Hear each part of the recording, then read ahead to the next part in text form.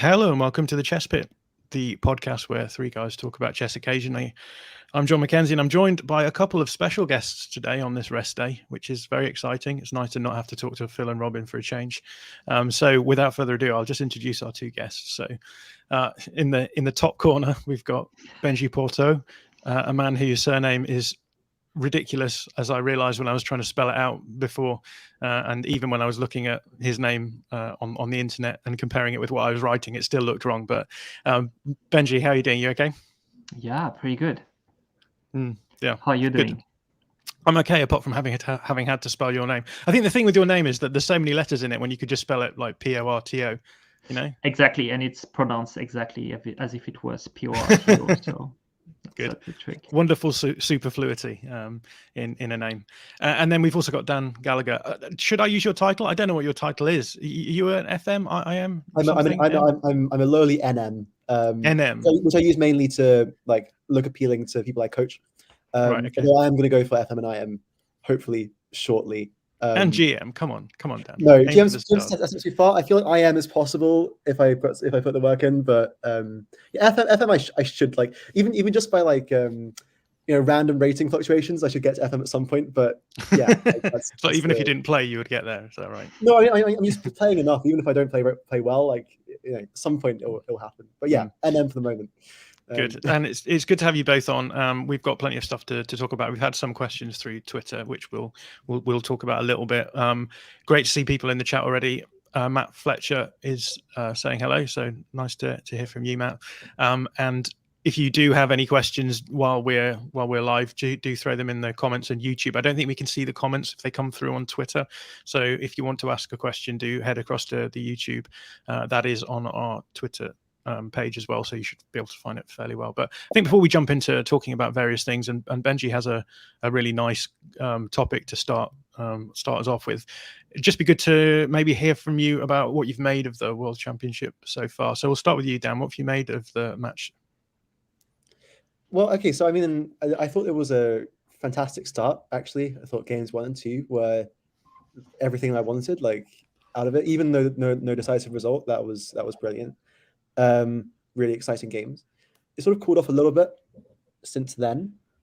I thought game 5, I was so confident because that position looked really, really difficult for Magnus to play, right? In game 5, I thought that Napo might win that. But then, this move for D1, way too slow. Just sort of the advantage broke down. So we're in a little bit of a tepid state currently, but I suspect Magnus will put on the pressure tomorrow. That's my take so far. How about you, Benji? Yeah, I think, apart from decisive results, it really delivered in terms of how the championship is organized, broadcast, the preparation of the player is clearly the most professional event. One of the most professional events that the chess world has ever produced, and also in terms of the high quality of the play. I don't think anyone can objectively dispute this. So I've thoroughly enjoyed, and I'm really looking forward to the second half of it. We're not even at the halfway mark. Yeah, still a lot of chess to be played. Let's kick off then with the topic that you wanted to talk about, Benji. You wanted to talk about narrative. Sure. And how the narrative shape the way that we view this match so far. So do you want to just talk us through that? Yeah, definitely, because there's and that comes partly from the multiple broadcasts that are available to people, and then that kind of colors whether we see. I don't think many of the viewers are strong enough to really clearly see who's better and why. Obviously there's some very strong player who can do that on their own, but a lot of us, we just rely on commentators. And for the same game, I was going back and forth between two broadcasts, and on one broadcast, the AGM was saying oh, this is brilliant defense and to find all these moves. And on the other one, Anish was saying oh, these were all the obvious defensive moves. There was no pressure applied. So I was really depending on whether you go from one or the other, you can have a completely different idea of the state of the players. And I came to see, okay, what's the ultimate narrative then that we can use? And one may think that it's the computer, but the computer is only benchmarked against itself, right? This average centipone loss. I mean, for people who don't know, it's like how precise where the players move with respect to the best engine choices. And to do that, you benchmark against the best engine choices. And guess what? Both players are preparing using these like top engines. So what looks like perfect chess now, right? In a few years, if engines pick up like 200, 300 rating points again, well, maybe the meta will be shaken up as in esports parlance, and that won't be like perfect play anymore. We will see like much bigger inaccuracies, right? Just like right now, if we look back in the past. So this is not like the absolute truth. It's only a slice of the truth that we see right now that impacts the player and feedbacks to this number. So I think the conclusion of all this is like I think the ultimate narrative that is the most helpful for us would be what really the players were thinking. Okay, how did they feel? Did they felt like they were like applying pressure or not? So that the most important and useful thing would be directly from the players. I don't know too much about the engines, but would you say that based on what we've seen in this match, it's pretty clear that both players are using the same engine to prep? Is that what you've surmised, Benji? Pretty much. I mean, I think they will be both using, the usual array of both Stockfish and maybe more neural network based, like Lila style. And then it's like, okay, the variations will be more probably in the hardware, like how many computers and what sort of cloud setup or local setup they use than the actual versions of the engine themselves. So definitely, their team, they have teams that knows what they're doing, and they're looking at all the angles on that side. Yeah, I'll come across to you, Dan, on this. What's your general take on this notion of like the narratives just being formed by wherever we are in terms of the research and the engines? So okay, I would just point out quickly that Stockfish does now incorporate a neural net into the engine. It's like with Stockfish NNUE, but it's not like a pure neural net like Lila. It's at least some versions of Lila. Yeah, so I mean, I guess my take is that the lines they're playing, right? So if you look at Stockfish deeply or Lila deeply in, say, the Petrov or in the Roy Lopez, the Marshall, right? The eval comes out like around like plus 0.1, something like that, in those lines. So like it's basically just equal, right, according to the engine.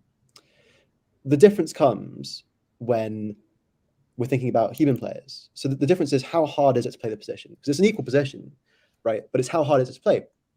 And that's why we don't see the Najdorf in the World Championship, because the Najdorf is also like plus 0.1 if you look at the engines really deeply. But the margin for error in the Najdorf is much, much tighter than it is in Petrov or in the Roy.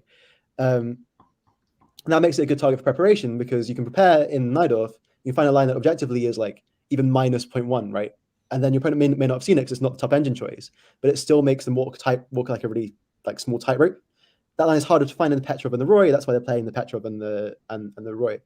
But yeah, in terms of the narrative question, like I think the truth is, yeah, what the players are feeling, and what the players are feeling is how hard it is to find the right moves, and that's something that isn't given by the engines directly, but it's something you can actually surmise if you look at the second, third, fourth choices of the engine, and compare it with the natural human instincts, like what the human instinct is looking at. Because like if there's only like two good moves and both of them are like ridiculous, like you wouldn't think of them, then you can bet that it's a hard position to play.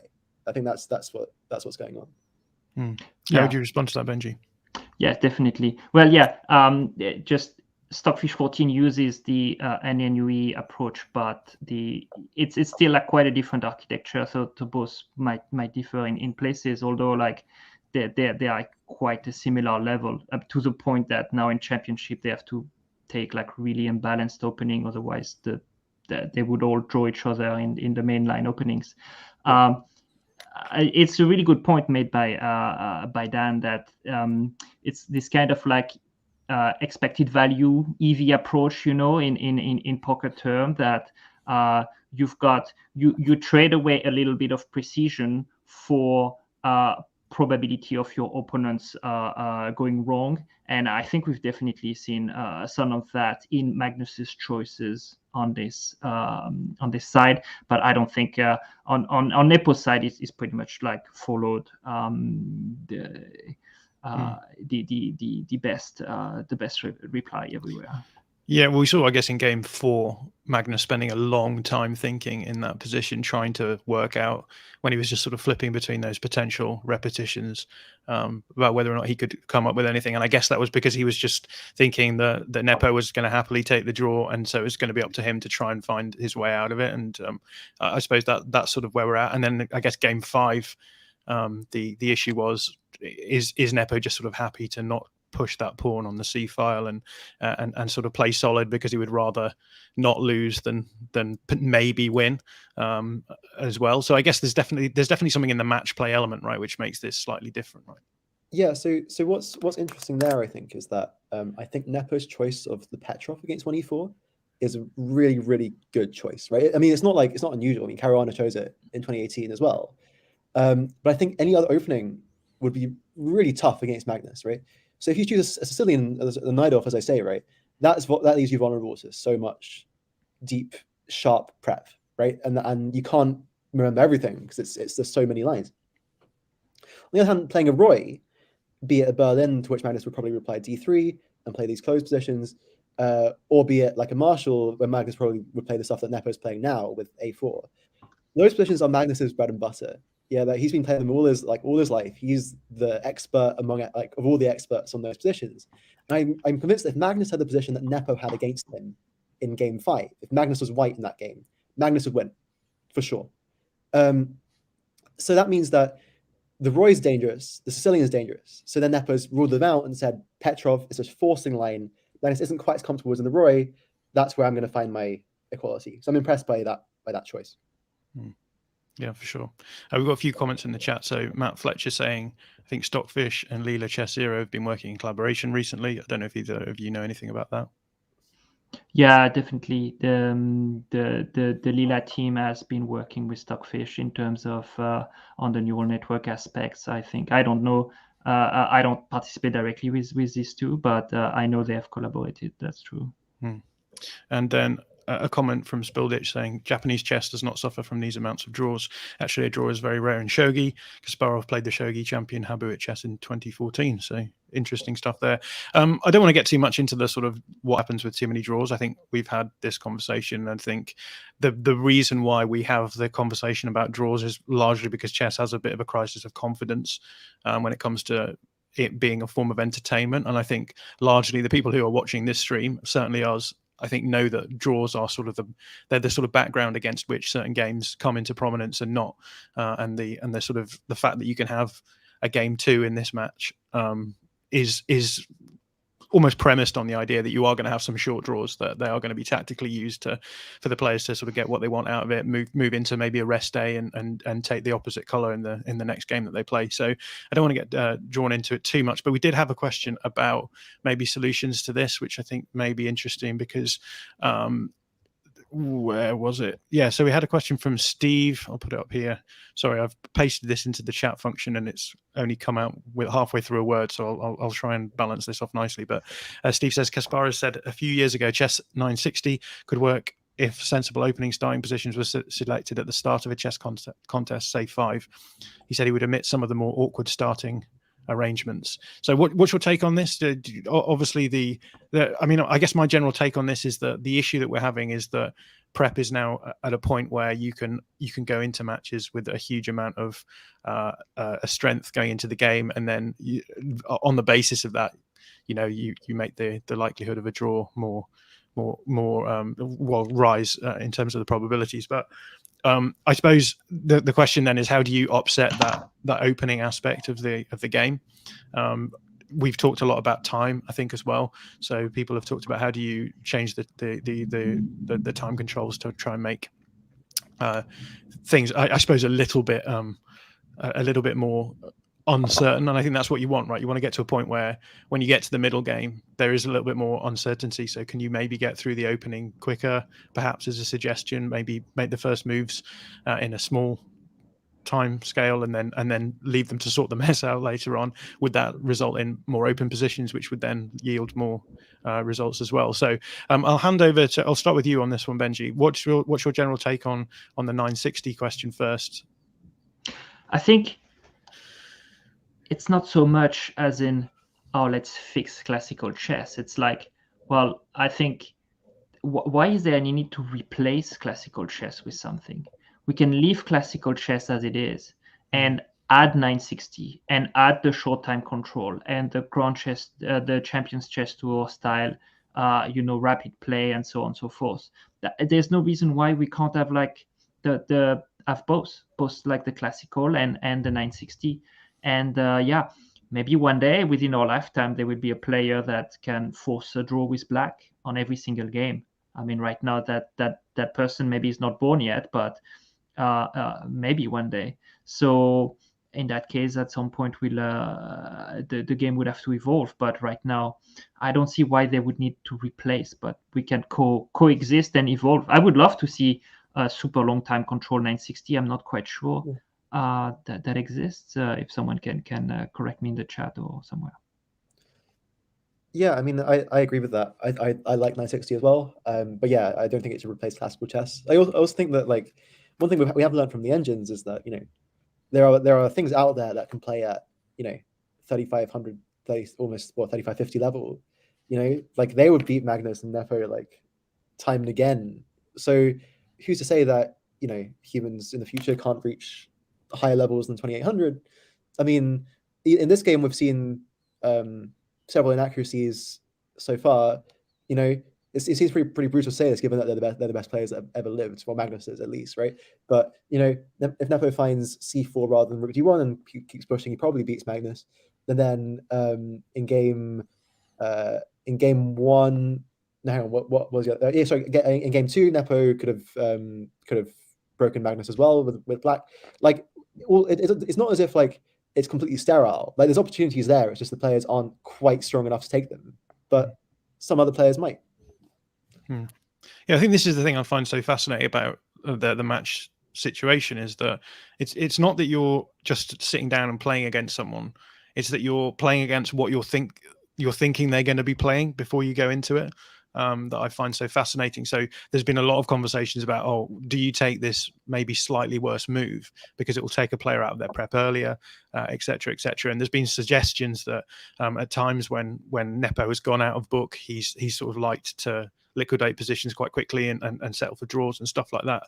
So I think that adds to the conversation that has to be had about it, because it isn't simply the case that we're looking for like a perfect game, that you're just going to, if you go down this route and take all of these moves, then you're winning. It's about how imperfect is your opponent's game going to be. How do you try and match that? How do you try and make forcing moves that take them into those sorts of routes, right? I don't know if you have thoughts on that. Sorry. Yeah, I mean, like, for my part, I suspect that I actually think that Magnus will win tomorrow, and I think that we'll see a few more decisive games in the next part of the tournament, and then we might not be having this conversation as much, right? I think it might just be down to like the variance this year that we've had so many draws. Because I think that the reason I say that is that Magnus is now, he knows what Nepo's playing with black against both d4 and e4. I would suspect that he goes with a d4 approach tomorrow, although I could be wrong, and tries to work something out there. And yeah, I just think that I just think he's better player than Nepo in the long run. So I do think he's gonna start winning the game. Yeah, for sure. Right, let's move on, I think, to another one of the questions that was sent in actually by Matt Fletcher, who's been in the chat. Just to, again, it sort of follows on from what we're talking about in terms of the subjectivity of the commentary positions that we've been listening to. But he asks, does this World Championship have the best ever set of chess commentators? And if you had to watch just one commentator / channel for the rest of the World Championship, who would you choose, and why is it Ivanchuk? I should have put this up when I was reading it out, but yeah, thanks for the question, Matt. Sorry, that's blocked out Dan's face, so I'm going to remove it. Yeah, I'll go with you first on this, Dan. What's your watching habit been during the championship so far? Yeah, I mean, I've been watching the Svidler commentary along with Kramnik or Miroshnichenko. I think that's the best one. I've not seen Ivanchuk live actually, so maybe I'll tune into that tomorrow. But I just think Svidler's amazing. I think he's really funny, and he's the strongest. I mean, I know Geary's technically the strongest, but I just think Svidler's. It feels like he's got more of an understanding that he can communicate across. It feels like Geary has this intense genius, right? That's and he's funny, like he's witty, but I don't get the same level of communication from Geary that I do from Svidler. I think Svidler's better at explaining stuff, so that's why I go for him. Yeah, Geary's the blitz commentator, isn't he? Really, to Svidler's slow play, and yeah, I've been watching the Svidler channel as well for the same sort of reason. It feels a little bit more like Test Match Special to me, and I think perhaps the aesthetic that I'm going for in my commentary is not just tell me all of the potential moves, the potential tactics, the way the game could go. I also want some interesting side stuff as well to sort of carry me through the game as well, because it's a long old schlep through the game. But what about you, Benji? What have you been watching? So I mean, I've been watching a lot of the French commentary on Chess.com France with the Blitzstream guys, Kevin Bordy. And is that like people like Etienne Bacro and GM Fabian Ibizeski on the stream. So I really enjoy their broadcast because I find them quite entertaining. I have to be. I mean, Svidler is obviously a fantastic commentator, but I have to say +1 for Anish in terms of he brings an aspect of how the game is approached that that no other player is giving unless maybe Vichy, just because of the pure level that is reached in modern chess. So and I found that he, I mean, I've not watched a lot of him, but what I've watched really good. I think the first few days were like hit and miss in terms of the chemistry with Judith, but I think they've tuned things up and he's really insightful in terms of what he gives. So it's also a fantastic. We really spoiled for choice. I mean, they're all like great teams of commentators. Yeah, no, for sure. I would say like for me, I mean, Caruana would be great as well, but I cannot like. I'm just not a fan of the Chess.com commentary teams. I just think they make it too. I don't know. It's almost cringe somehow, like the way that they make it, and it doesn't feel like right somehow. So that's why. Yeah. That one. Yeah, I would echo that, and definitely. Obviously, Fabi's fantastic insights, but I mean, I try to tune in, and there's like so many breaks and ads, and like it's like. If you go in between streams, like I can't like wait 20 minutes to have Fabi talk for 5 minutes. It's just not worth the time, I think. Yeah, good to see Johnny Bryant in the chat. And interestingly, we did have a question from JB about I think it was sports washing. So the question is, why is chess even less willing to confront the issues of sports washing than football / athletics / any other sport? I'll bring this over, but I guess the first question I would have is it less willing to confront it? I mean, I guess it is not willing to confront it. I will definitely give you that.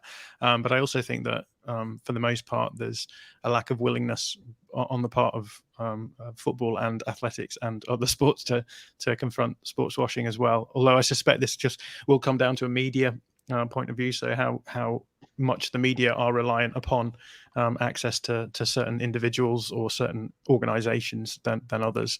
But yeah, this is something I covered in my newsletter today.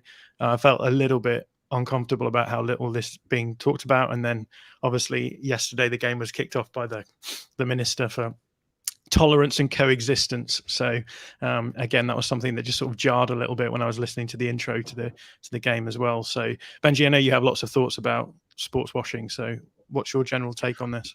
Well, you're the experts, and I'm really looking forward to the book you're writing about this, sports washing in football. Look, I think partly the chess world, really, there's not that many balance of powers in between, like the different like streams of funding that comes into the sport. Whereas I think in regular sports, maybe the clubs and to some extent like the federations and also the people making sports apparel, you know, the Nikes and Adidas of the world, each of these actors can take upon themselves to call out practices because they're just big boys and they stand on their 2 feet financially.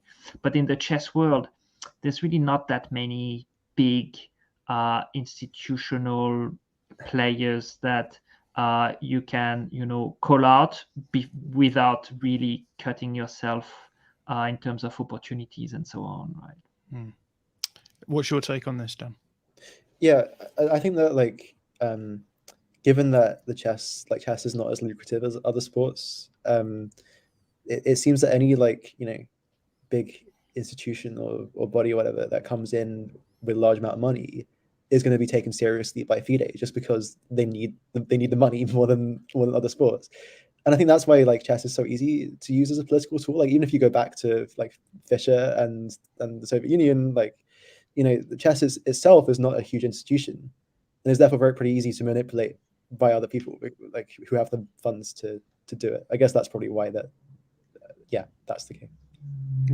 Yeah, I do think that there has been a noticeable lack of coverage of this sort of thing, and I recognize it is a tricky thing to deal with because I think a lot of the time these sorts of critiques do cross a line into something approaching Orientalism rather than a critique of the way that sport is used as soft power. So there's plenty of ways that people can wield power through sport, and that will be done by every kind of power. That will be done by Russian oligarchs. That will be done by the British government. The British government use sport as a means of pushing their message, changing their image, whatever, all the time.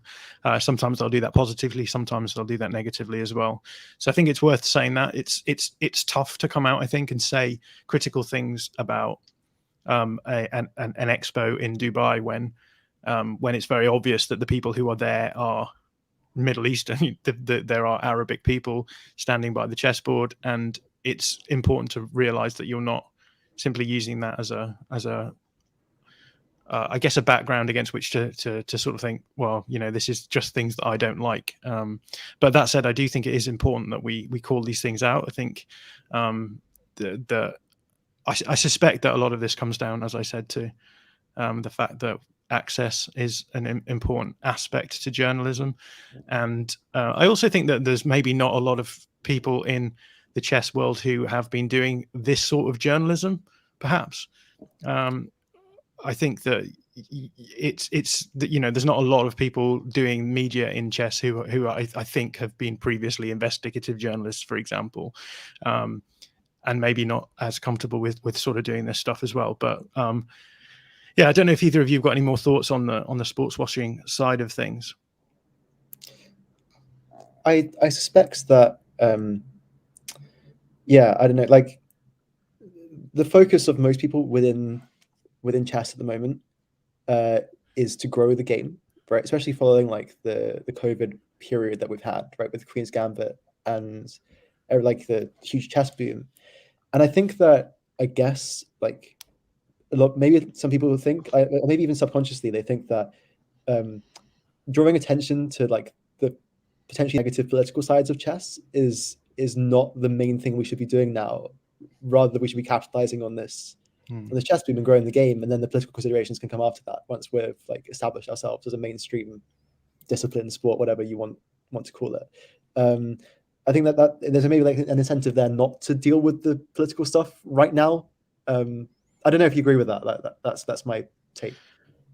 Yeah, for sure. I think that's a good point to be made. I think that there's often this thing that is done, which is, we'll focus on the positives now, and we can worry about the negatives later. I think just in general, but obviously at a point like this, when I think, again, as I said before, chess is making a real effort to try and be as approachable as possible to the general public as well. Like, who wants to risk people getting into chess and then being like, oh, actually there's this big elephant in the room, which is some of the decisions that FIDE are making at the moment, et cetera, et cetera. So I think that's an important aspect to it as well.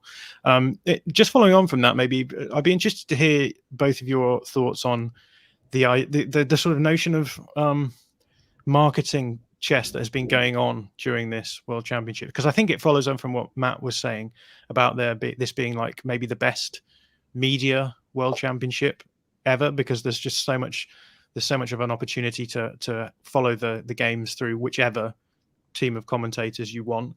And I just wondered what you thought about the provisions are for like beginners. I know it's tough for us because we're not really beginners in that sense. And I mean, I'm not a particularly good chess player by any stretch, and it's funny talking about chess 960 before. Like, when I play normal chess, it feels a little bit like chess 960, but I do feel as though I have a fairly good grasp on chess culture and what to expect going into this. So I just wondered if you had any takes on whether or not you think chess has marketed itself too well to beginners or potential I guess neophytes in terms of chess during this World Championship in particular. So I'll start with you, Benji, because I've not heard from you for a little bit, but what's your take on this? Is that something that you just don't even have on your radar, or is there something that you've sort of noted that there are various outlets doing good jobs of this?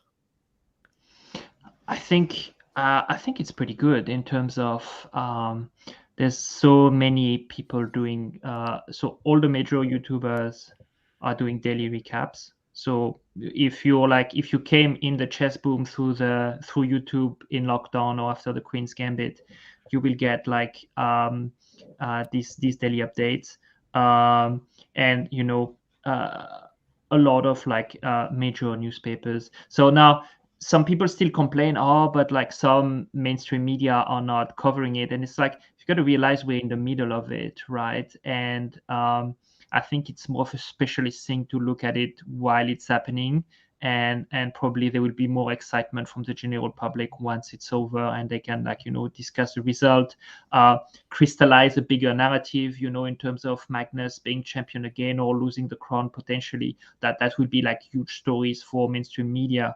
But right now, I think this is the best we've ever had, and the World Championship has to be, the luxury showpiece of the best that the sport has to offer, and I think right now it's delivering. I guess the obvious place to go is the Chess24 sort of beginners stream. I don't know if either of you have caught any of that. I don't know why you would necessarily, but what have you made of that, Dan? Yeah, I watched a little bit of it.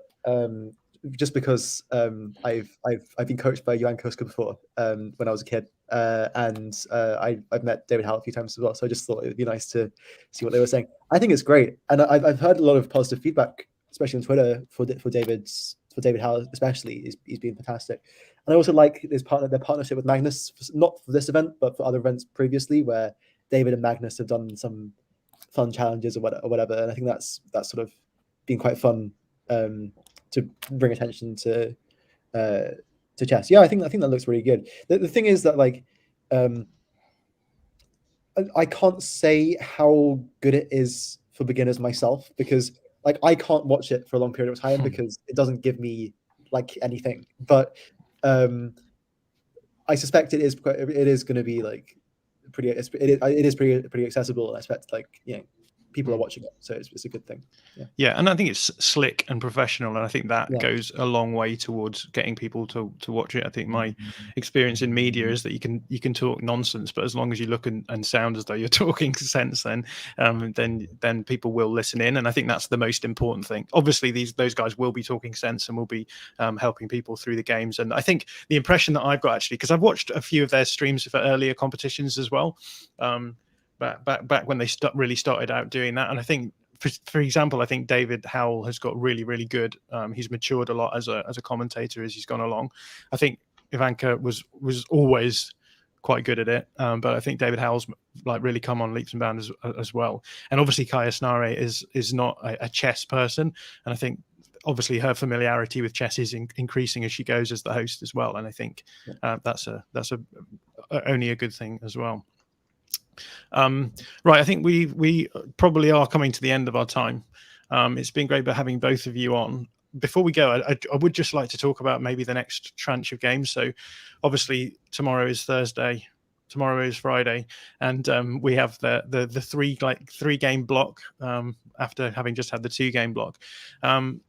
I'm interested to hear your thoughts quickly on what you think the difference is between those 2 game blocks and 3 game blocks. Do you think there's a strategic difference between them? Benji, what do you make of that? How do you think the players will approach the 2 game versus 3 game blocks in sort of sandwiched around the rest days? Well, obviously, and that was one of the unknowns coming into the match, is that Magnus has big experience of this match format, and Nepo's never done that. So, all the question in terms of staminas and like, how does Nepo collapse at the end of tournament, which I'm not sure is even like, backed by the data, but definitely, a narrative floating around. So there will be interesting, and especially for so Magnus has he has what I call the reverse Oreo, so white, black, white, and I guess Nepo has to eat the Oreo now with black, white, black. So it's definitely advantage Magnus to make the most of these 3 games. But anything's possible. I was looking at the betting markets earlier, and Magnus is still a 75% favorite to win. So this has come down from 80% at the start, and definitely it's because now we have less games, but I don't think the market is pricing Nepo to be playing at a higher level than expected, even though maybe it's been the case. I don't know, maybe one can argue that, but that's where we are, 75% Magnus right now. Agree with that, Dan? Yeah, I do. I think with the block of 3 games as well, is if you have white in the first game, and you come up with an idea, you put a ton of pressure on, and it's like a deep idea. It's a deep idea. They've got a bit less time to prepare for the next white to come around again. I don't really know how big a difference that is, and I guess it depends on how fantastic your idea that you revealed in your first white game is.